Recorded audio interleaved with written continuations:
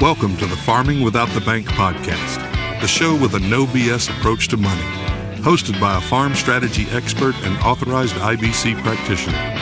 Join us as we get real and expose the flaws of traditional financial institutions in order to help farmers take control of their finances, create peace of mind, grow their wealth, and leave a legacy. Now, here's your host, Mary Jo Irmen.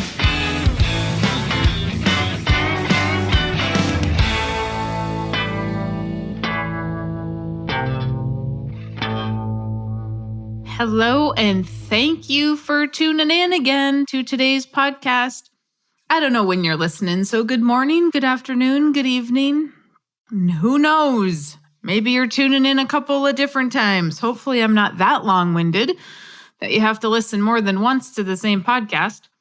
Anyway, hope all is well. You know, we finally got a little bit of rain.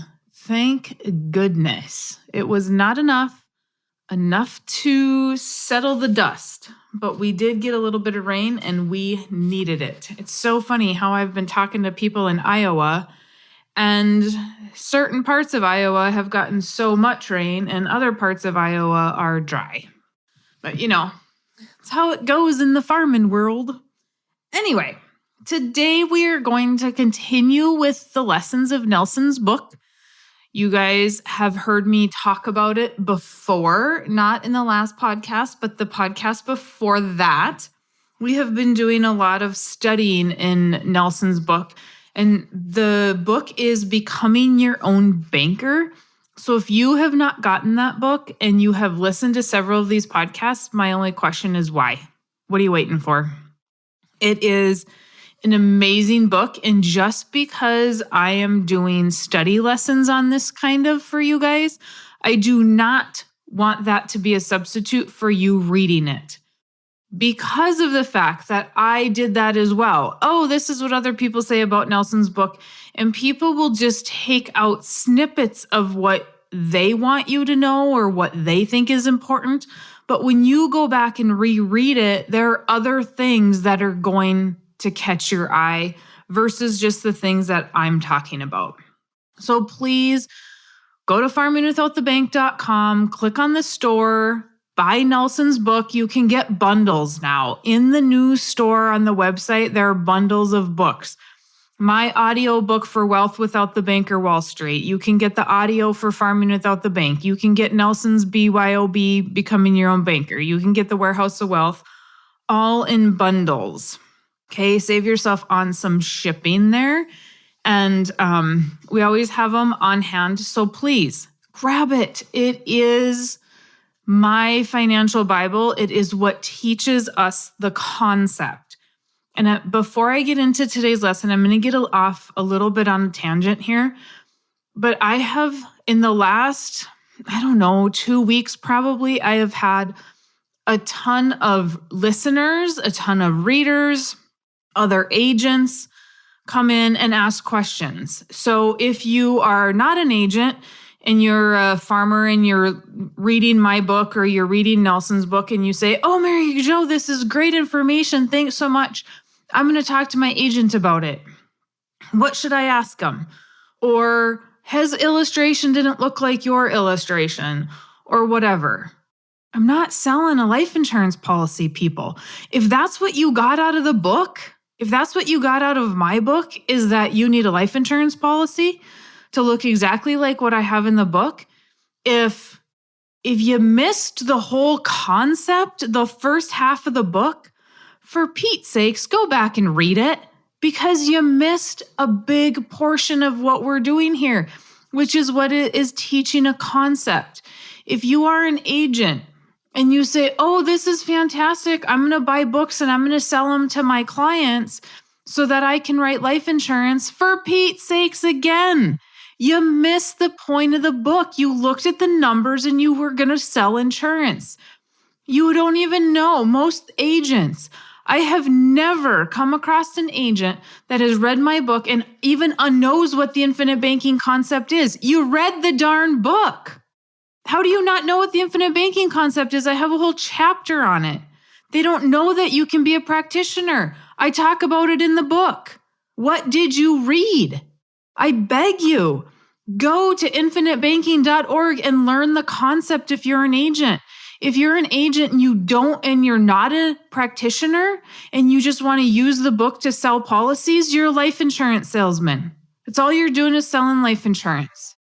You're selling life insurance and you're trying to make some commission. And I am going to be blunt and ornery about that because this is a concept. And how are you going to help your client who you are telling me that you want to help without understanding the concept? If you email me, it is probably not going to be the friendliest email back to you because of how I'm approached. If you are a reader and a farmer and you are not a financial person, a life insurance agent, whatever, and you go to your local agent, that is 100% on you to go to somebody that is not certified. Go to somebody that doesn't understand the concept, that isn't going to teach the concept because you yourself don't want to learn. You just want a policy. You just want to support somebody local, which I 100% understand and appreciate. But you have to remember this is your money. Are you wanting to get ahead or are you just wanting a life insurance policy? People that work with me, that work with others that are in the infinite banking world, we teach you how to use the concept. We teach you how to think differently. This is what these study chapters are about that I'm going over, the concept. You don't hear me talking in these podcasts about numbers because it's not about numbers. It's not about a rate of return. It's about liquidity, control, and guarantees. Liquidity, control, and guarantees. That's what it's about. Take your rate of return and stick it somewhere because it is not about a rate of return. Go back to the podcast I did on the seen and unseen.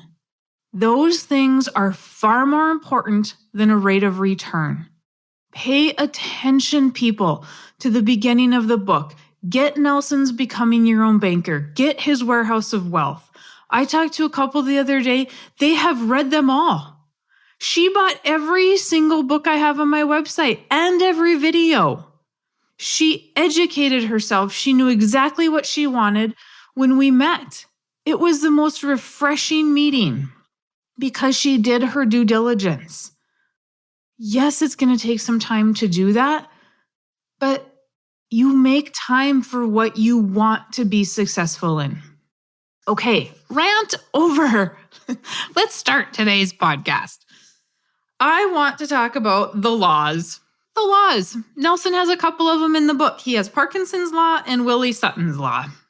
And so this is really the next chapter, the next two chapters in his book of what the last study portion that I went over. And the things before that we really talked about was setting up the banking system. What do banks have to do? How do you set up the policy? Looking at all those things. And now we are going into human problems with Parkinson's law. Okay, Parkinson's law was C. Northcott Parkinson, and he wrote a book called Parkinson's Law. I myself have not read it yet. Really good question as to why. It will be on my new list because I don't know why I've never read it.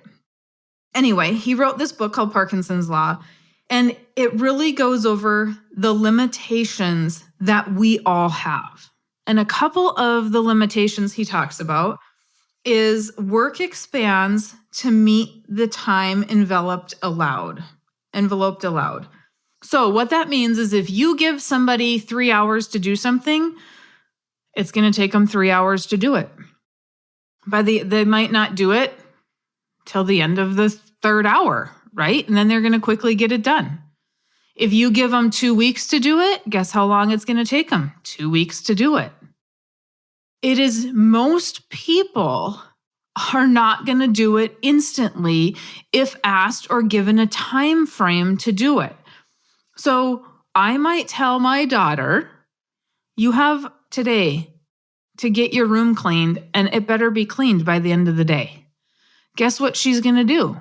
take all day to clean her room. And then in the last half an hour, she's going to stick everything in her closet and it's all going to be clean, right? Or shove it under her bed and it's all going to be clean. In fact, we had this discussion last night. I said, your room needs to get cleaned and your closet. Kids. Anyway, so if we give somebody a job, it's going to take them time to do it. That's one of Parkinson's law. The second one is a luxury once enjoyed becomes a necessity. Now, if you are a client of mine, you are going to hear me say this a lot. A luxury becomes a necessity.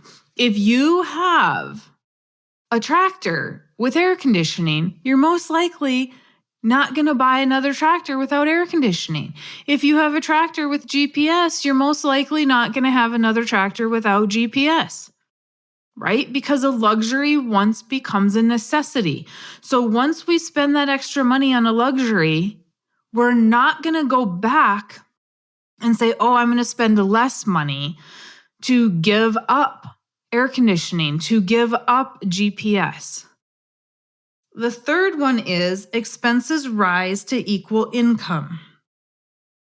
And this is probably the biggest one. These last two are the biggest ones for most people. And the first one, a luxury becomes a necessity. Sometimes we say we have to compete with the Joneses. I kind of look at those as the same thing. We need to compete with the Joneses because they have a really nice car and we should have a really nice car. And so we keep adding payments to things, which leads us to expenses rise to equal income. So in most of our cases, income is limited. Even as an independent owner of a business, you have so much grain to sell. You only have so much that they're going to give you for your grain. Unless you market it, unless you do different things, we have a ceiling of income. And it's not necessarily a ceiling, I guess. It's not probably the best word, but y'all know what I'm talking about.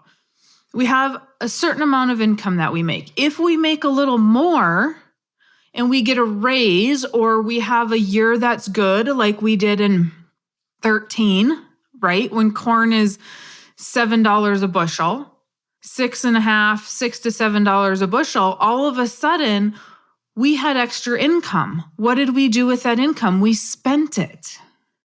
Okay, so now we have not beat Parkinson's law because our expenses rise to equal income.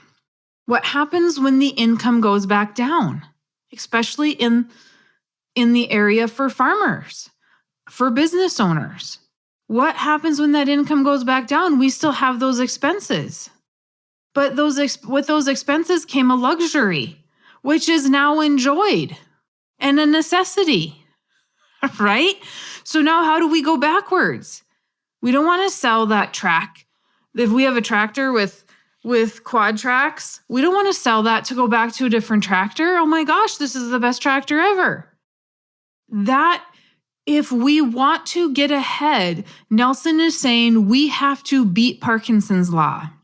Why are we allowing our expenses to rise to meet our income? If we have extra money, why aren't we doing better things with that money so that we are doing things differently than everybody else?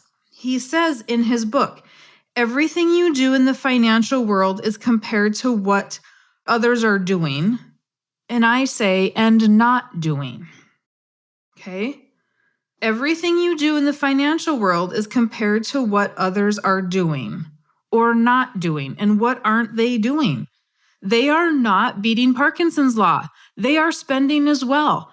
What if we can stop our spending or overspending and we can redirect those dollars into a life insurance policy?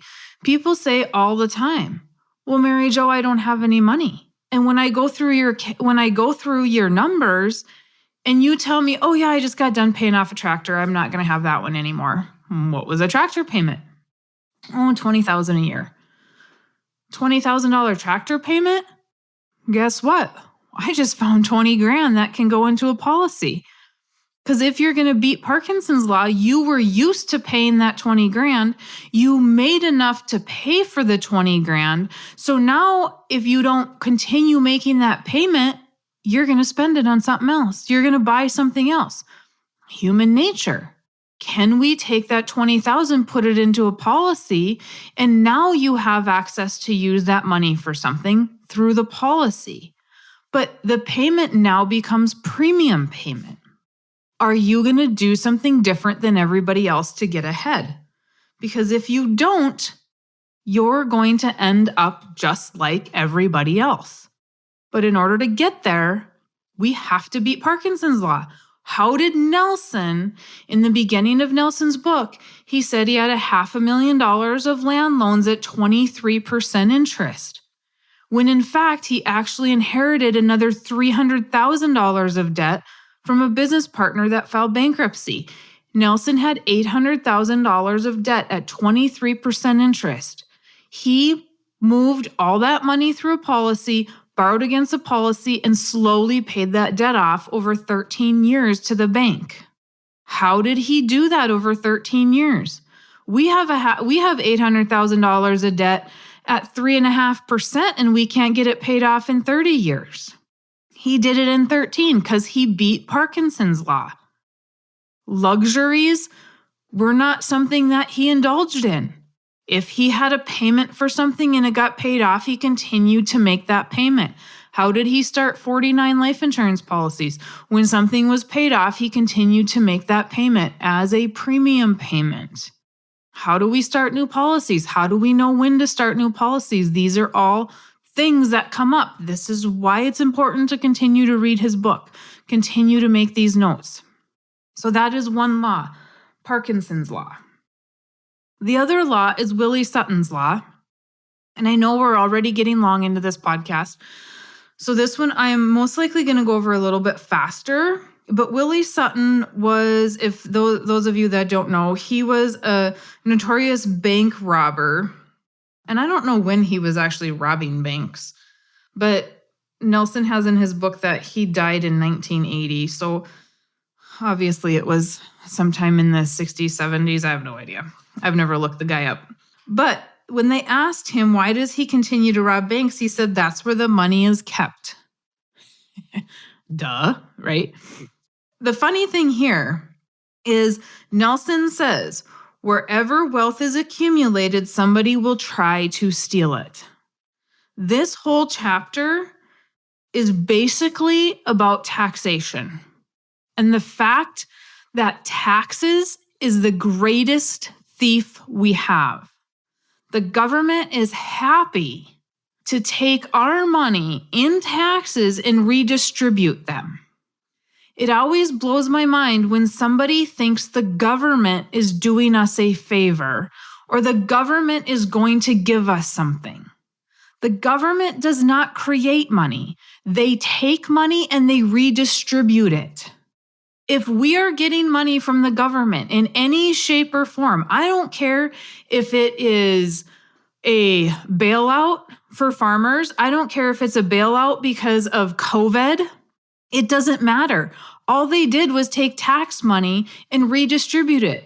If they're going to give us a $1,200 or a $2,000, I don't know, what did they call it? I called it a bailout for COVID, but whatever it was, it's not like they had these coffers full of money. Oh, they don't have this big savings account that they're going to redistribute wealth from because we've overpaid and they're being so smart with their money. No. We're going to most likely see taxes have to go up in order to pay them back for money that they gave us that didn't even exist. They just turn on the printing presses. Nelson says in his book, he says, who's the biggest thief in the world? The IRS. I would have to agree with him. Once you understand how it works, I mean, I don't know how else you explain it. Because people are paying taxes, or we pay taxes, we take a tax incentive. Nelson made this comment one time and he said, I don't want to have a mortgage on my house to get a tax break. Because if I get a tax break, if I carry a mortgage just to get a mortgage deduction on my taxes, well, I had to pay them taxes just so they could give me tax money back. Yeah. When you think about it that way, how about you just take less taxes and then you don't have to give us money? Right? Like that doesn't seem like rocket science when all we're doing is redistributing the wealth. He goes on to say, when taxes become a burden to the point where government officials sense rebellion, they resort to exceptions to the rule. They invented qualified pension plans, HR 10 plans, 401k plans, and IRAs. What a classic case of appointing the fox to guard the hen house. Funny thing, these plans were not installed simultaneously. First, pension plans blessed our selected group of citizens. Then the HR 10 plans, and finally IRAs, that everyone had an exception to the rule. What was the exception to the rule? The exception to the rule was you don't have to pay any taxes today. You put it in an IRA, and guess what? We can just kick that can down the road. We have all of our money growing at a deferred tax rate. This is the best idea ever, right? That's what an IRA, a 401k does. It just kicks the can down the road. The lawmakers create a problem by spending money they do not have, which results in a staggering taxation. Solution? An exception to the rule. The natural result of such a process is a system which the government controls everything you do, and they can and will change their mind upon the slightest whim. Well, boy, oh boy, have we not seen that over the years, right? We can change the rules whenever we want. We can say, oh, hey, you can put your money into an IRA, and then at 70 and a half, you have to take it out. Oh, but now we might move that to 72.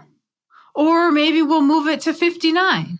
Or you can have Social Security at 62, but now it's 65. Or you have to wait till you're 70. Or, hey, if you take it at 62, we're going to penalize you for working, right? All these exceptions to the rules. And they keep changing the rules so that it looks like they're trying to help you out.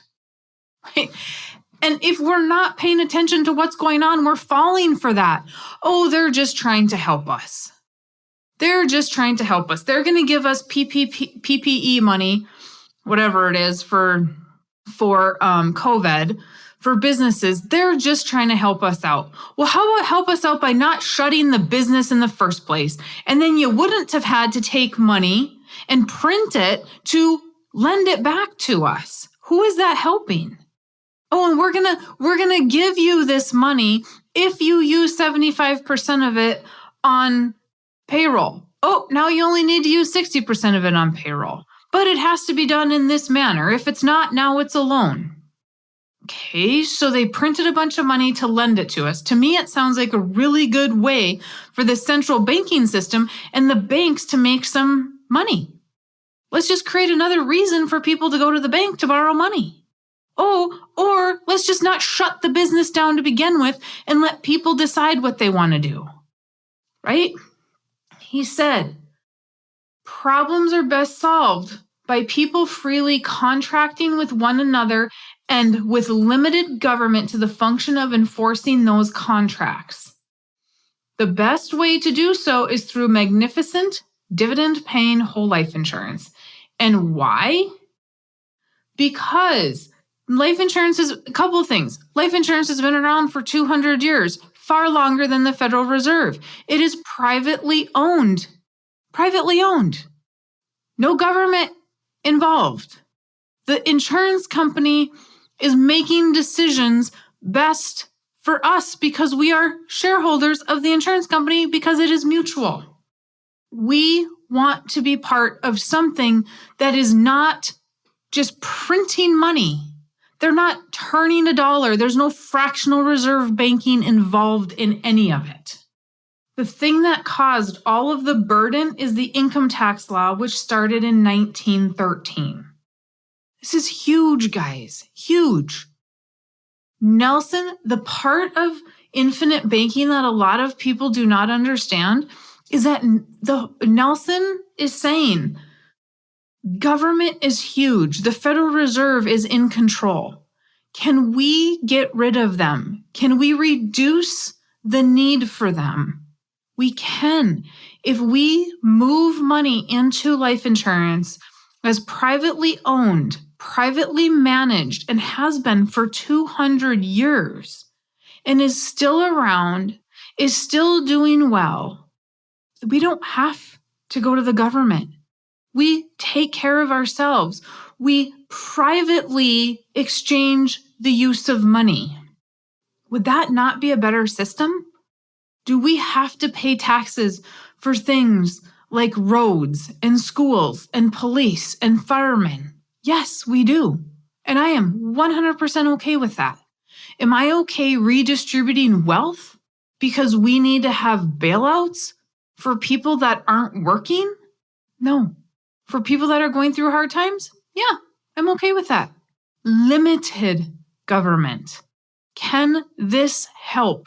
Yes. Is it part of the concept? Yes. Has this have anything to do with how a policy is structured? No. Is another life insurance agent that doesn't understand the concept going to know that? Heck no. The beginning of Nelson's book is super important. The beginning of my book is super important. If you've not read it, read it. I don't know how many people have told me in the last week as well, or the last 2 weeks, Mary Jo, I've read your book 2 or 3 times. Every single time I learn something new. Or they've read it 2 or 3 times before they even talked to me. That's absolutely awesome. Because every single time they saw something else. If it takes you 2 hours to go through my book the first time, that's great. Go through it again. Might take you another 2 hours, but you're going to learn something else.